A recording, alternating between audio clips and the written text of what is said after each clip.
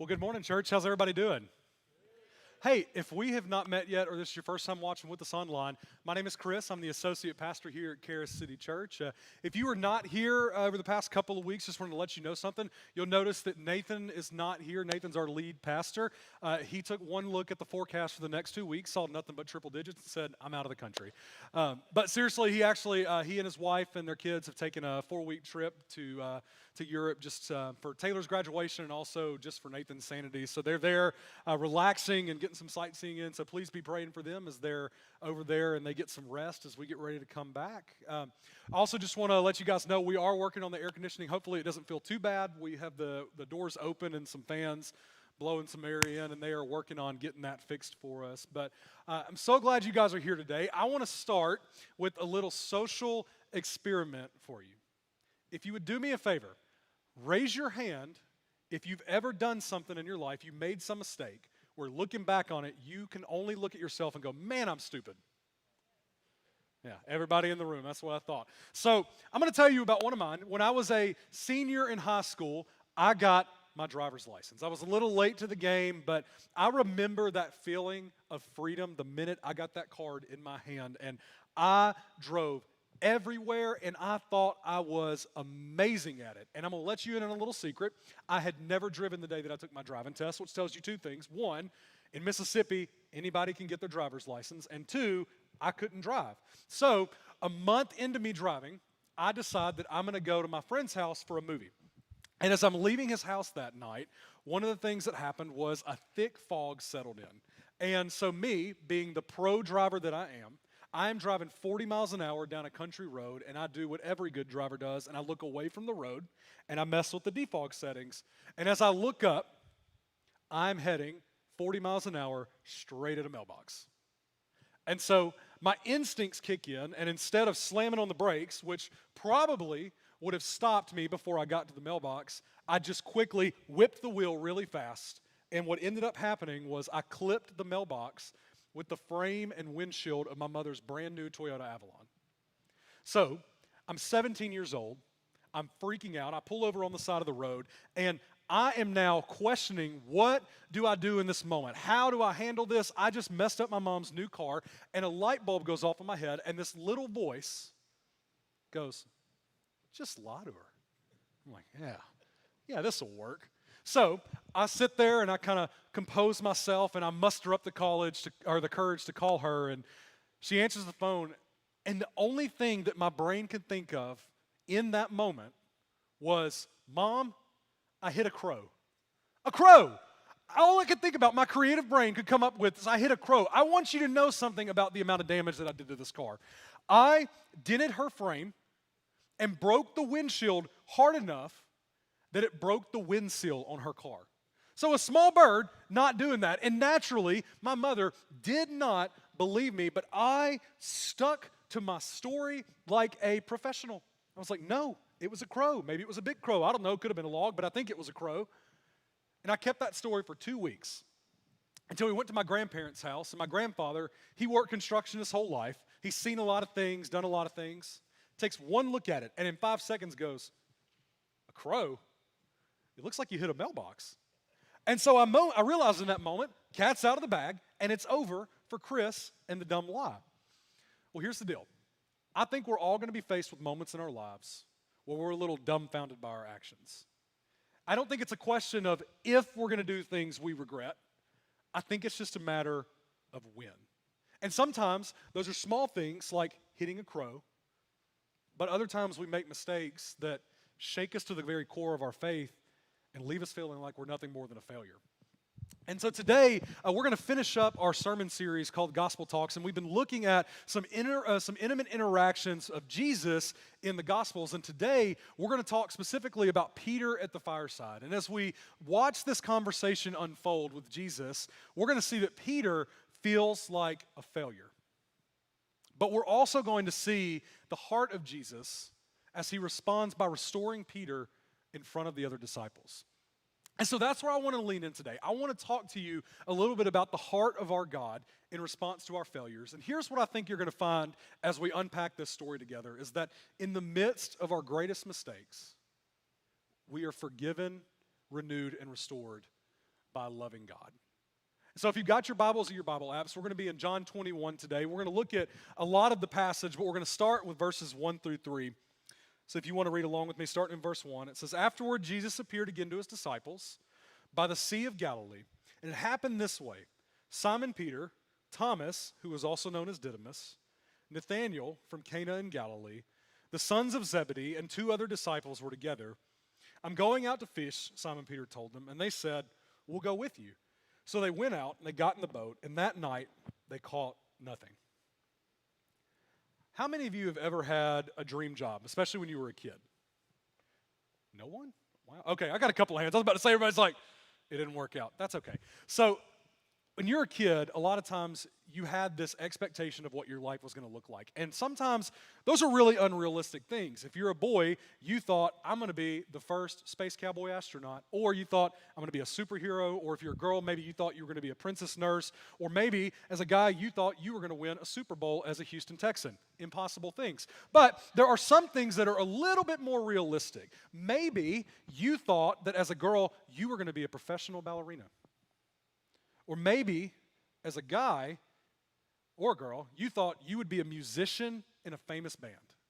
Or maybe you thought you were going to be a hotshot stockbroker living up life in New York. But as you got older, you realized your abilities didn't really match up with your dreams. Your body didn't move as gracefully as you really wanted it to. And on top of that, you couldn't play the guitar like Jimi Hendrix as much as you wanted to. And you wouldn't know a bull market on Wall Street from the stockyards in Fort Worth. And so suddenly, those dreams, they become that, just dreams. Well, I think the reality is that we do this spiritually too.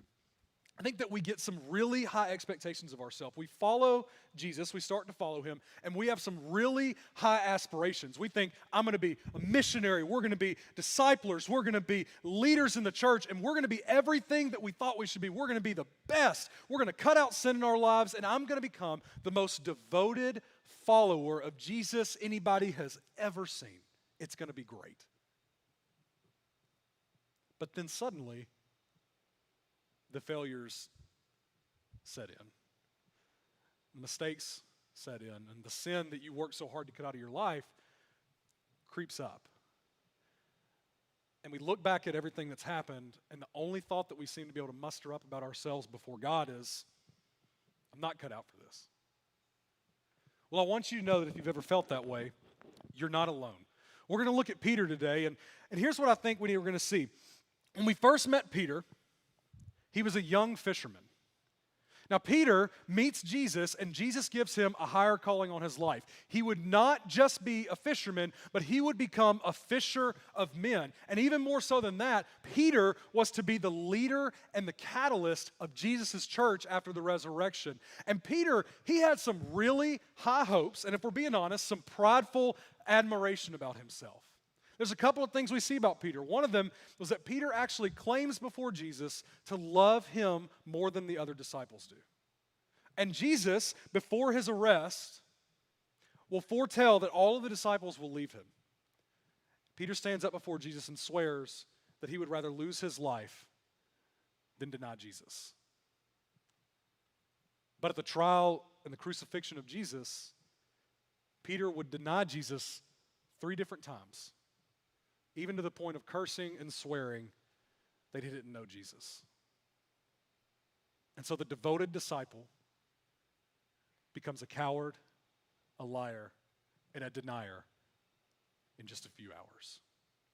And so when we pick up in the story here, we see Peter just a few days later, and he's gone back to just being a fisherman.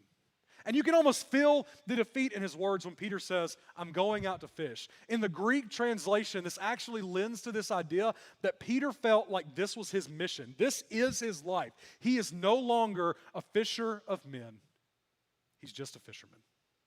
And can you imagine the embarrassment, by the way, that as you leave the profession of being a disciple, you don't even catch any fish. He's not a good disciple. He's not a good fisherman. Peter, nothing's going right for his life at this point. But thankfully, the story doesn't end there. Look at verses 4 through 9 with me. It says, early in the morning, Jesus stood on the shore, but the disciples did not realize that it was Jesus. And he called out to them and he said, "Friends, haven't you any fish?" "No," they answered. He said, "Throw your net on the right side of the boat and you'll find some." And when they did, they were unable to haul the net in because of the large number of fish. Then the disciple who loved Jesus said to Peter, "It's the Lord." And as soon as Simon Peter heard him say, "It's the Lord," he wrapped his outer garment around him, for he had taken it off, and he jumped into the water. The other disciples followed in the boat, towing the net full of fish, for they were not far from shore, about 100 yards. And when they had landed, they saw a fire of burning coals there with fish on it and some bread. So what's happening here is that a stranger, at least the disciples, calls out to them and says, "Hey man, did y'all catch any fish?" And they go, "Oh, absolutely not." And here's what he does. He just casually goes, "Toss the net to the other side." How many of you ever worked in an office? How many of you have ever dealt with IT people? What's the number one thing they say in response to your problems? Have you tried turning it back off and on? Does that not frustrate you? It doesn't matter whether it's a broken printer, a frozen computer, no internet, whatever it is. Their answer is, before you try anything, just turn it off and turn it back on. And it's so frustrating. And the disciples probably were feeling the same way here. They're fishermen. They did this. And so when the stranger looks at them and goes, "You know what the problem is? You're fishing on the wrong side of the boat." I can only imagine in this moment that they are not exactly happy with him, because they're thinking, do you know how water works? Do you know that there's no divider underneath the boat, that one side of the water is the other side of the water? So if we've been fishing on the left side, and I don't know, you know what, whatever. And they just toss it. And they catch so many fish that they can't even bring the net in. And so John instantly recognizes in this moment that it's Jesus. And so he turns to Peter and he says, "It's the Lord." And here's the thing, Peter wasn't going to be last this time. Peter wasn't the last one to stand with Jesus at the cross. He wasn't even the first one to see Jesus at the tomb.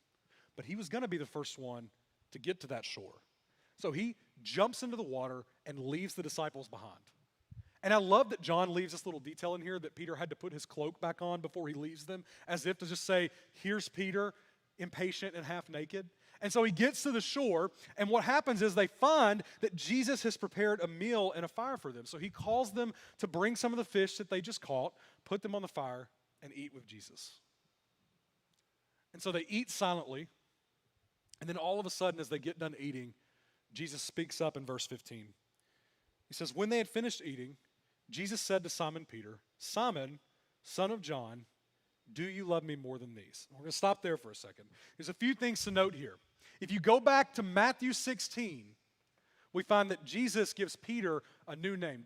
Peter's name is Simon. He is Simon, son of John. And in Matthew 16, he looks at him and says, "You are no longer Simon, son of John. You are Simon Peter, for you are the little rock." So Jesus names Peter the rock. But here, he doesn't refer to Peter as the rock. He very specifically refers to Peter as Simon, son of John. Now, if the God that changed your name all of a sudden calls you by something different again, probably catch your attention, wouldn't it? When you think of the rock today, what do you think of? Dwayne, somebody, you hesitated, but you're like, Dwayne? Yes, Dwayne "The Rock" Johnson. University of Miami football player, NFL player, WWE superstar, world famous actor. The dude even looks like a rock. He is a giant boulder. He is not Dwayne Johnson anymore. He is The Rock. So, if one day, all of a sudden, his manager comes up to him and goes, "Hey man, listen, we've been spitballing a little bit, just kind of thinking about what the next couple of years looks like for you. And so we've decided, just hear me out, that you're not going to be The Rock anymore. You're just going to be Dwayne Johnson." I can imagine two things happen in this moment. One, there's going to be some broken bones. And two, there's going to be some confusion from the guy who has been The Rock for 25 years. And so here, the same thing happens to Peter. Jesus doesn't call him The Rock. Peter goes from being The Rock back to just being Simon. Plain old Simon, son of John. And I'm sure that has to sting a little bit, but maybe it would have caught his attention.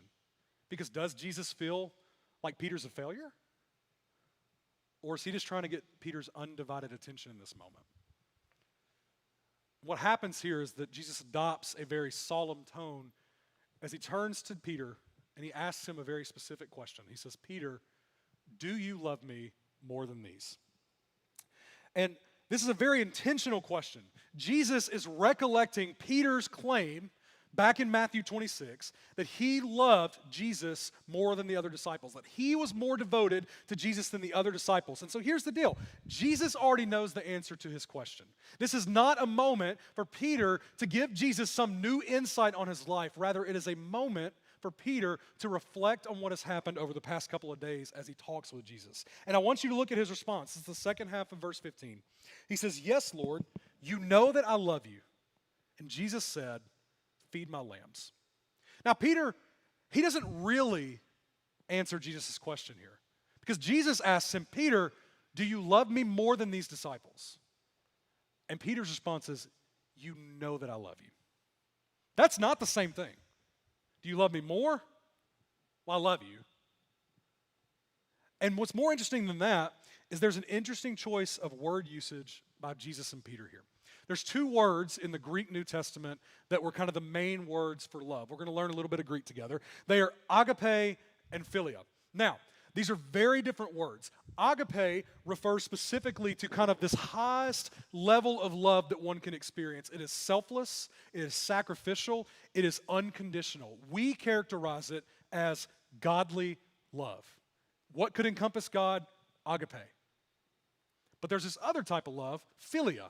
And philia refers to this idea of more of a deep devotion, a brotherly love akin more to close friendships. It's where we actually get the word Philadelphia from. This may come as a shocker to you. It's not the city of cheesesteaks as much as we would love it to be. It's the city of brotherly love. And so Jesus asks Peter here, he says, do you agapo me more than these other disciples? Do you unconditionally love me more than the disciples? And Peter replies with, yes, Lord, you know I philo. I am devoted to you dearly.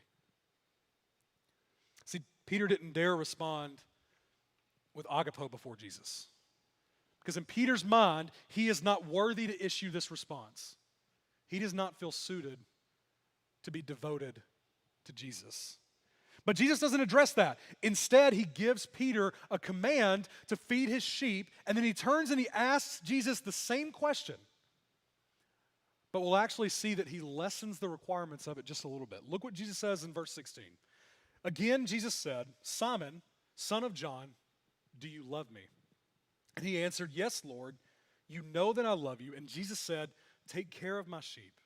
Jesus asks Peter about his love a second time, but he no longer asks him if he loves more than the disciples. He simply says, do you agapo?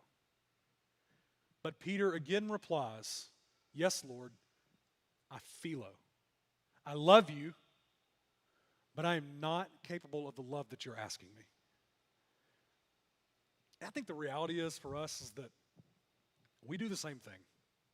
We do the same thing before God all the time. I think we find ourselves reasoning with God the reasons that we're not good enough. We look at God and we say, God, you just don't understand. You don't know how bad I have messed up. God, I have failed you. I'm a fraud. I'm a failure. I'm a liar. I'm a murderer. I'm an adulterer. I'm an idolater. I've let you down. I've let people down. I've neglected my family. I've neglected my responsibilities. God, I have neglected you. I am not capable of agapo love. God, the only thing that I can give you is philo.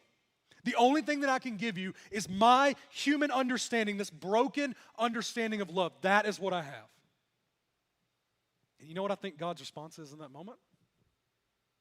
I think he looks at us and he says, I know.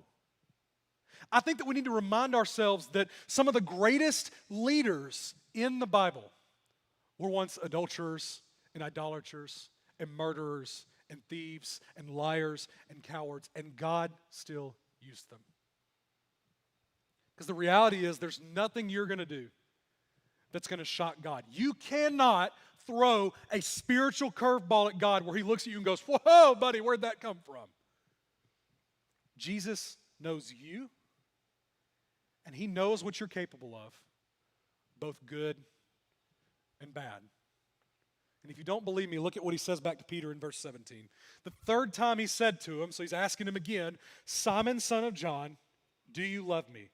Now Peter was hurt because Jesus asked him a third time, do you love me? And he said, Lord, you know all things. You know that I love you. And Jesus said, feed my sheep. Now Peter's upset because Jesus asks him, not the second time, but the third time, Peter, do you love me? And this has got to sting for a couple of reasons. One, if you are the man who feels defined by his failures and now you're standing in front of the very man that you denied, would it not hurt when he asks you to confirm your love, not once, not twice, but 3 times? But the second part of this importance is that there's repetition here. Peter denied Jesus 3 times. And so Jesus asked him, do you love me? 3 times. And an interesting thing about the Bible, if you didn't know this, is that if something in the Bible is repeated 3 times, that means it's really, really important. And so for Peter, he'd be hurt, but he'd be leaning in just a little bit more as Jesus talks to him. And as Peter pays close attention to Jesus here, he would notice that Jesus has shifted his wording. There's something different and specific about the question that he just asked him. Jesus does not ask him, Peter, do you agapo me more than the disciples? He doesn't even say, do you agapo? Jesus now changes his question to say, Simon, son of John, do you philo? Jesus asks him, does he love with the same love that Peter has been answering with all along? This isn't because Jesus changed his mind. This isn't because Jesus has been trying to get the truth out of Peter. Jesus is making Peter aware that from the start of this conversation and from the moment he met him, he was aware of his mistakes and his limitations, and he still wanted Peter. And the same thing is true for us. If you think you are disqualified from serving God because of the things that you have done, I want to remind you of a beautiful and simple truth that God knew everything you were capable of. He knew what your mistakes would be. He knew what your limitations were, and he still sent his son to die on the cross for you. He still thought you were worth it. That's the reality that we live in. And here's what I think is so refreshing about the heart of Jesus as he talks with Peter, is that he knows. He knows all of the areas that Peter falls short, that Peter has let him down before. Peter has denied him in front of people. And here's what he does in response. He still calls Peter to feed his sheep. That in the midst of Peter's greatest mistakes, he calls him to lead despite his limitations. How? How can Peter be a good leader and make the mistakes that he has made? How can he go from being the denier of Christ to the leader of the church? Well, look what Jesus says in verses 18 and 19. He says, very truly I tell you that when you were younger, you dressed yourself and you went where you wanted. But when you are old, you will stretch out your hands and someone else will dress you and lead you where you do not want to go. And Jesus said this to indicate the kind of death by which Peter would glorify God. And then he said to him, follow me. Jesus starts this off with a declaration of what Peter's life was going to look like from this point on. As he calls Peter to lead his church, he shows Peter that there is a level of maturity, a depth to his faith, and a devotion that Peter would reach at some point in his life, all the way to the point of death. Because we know what happens with Peter after this. Peter is going to go on to lead thousands of people to Jesus. Peter would take the gospel to multiple nations. Peter would perform miracles. Peter was devoted to the point of death by crucifixion, where he mirrored the very death of Jesus. So how does that change? How does Peter do that? It was 2 words. Jesus said to Peter, follow me. Now, these are not strange words for Peter. The very first time that we met Peter, Jesus calls him to be his disciple with these exact 2 words, as he calls him not to be a fisherman, but to be a fisher of man. But Jesus here, he doesn't use the exact same wording he uses before. He's craftier than that. There's a Greek translation here, we call it the present imperative inflection. And all this means is that it changes the way you're supposed to read this. And so when he says, follow me, Jesus did not say, follow me. He says, keep on following me. Now, I want you to recall where Peter's mind is in this moment. This is the man who feels like he is not a disciple anymore. Peter does not feel like a fisher of man. Peter, he feels like a fisherman. He feels like a failure.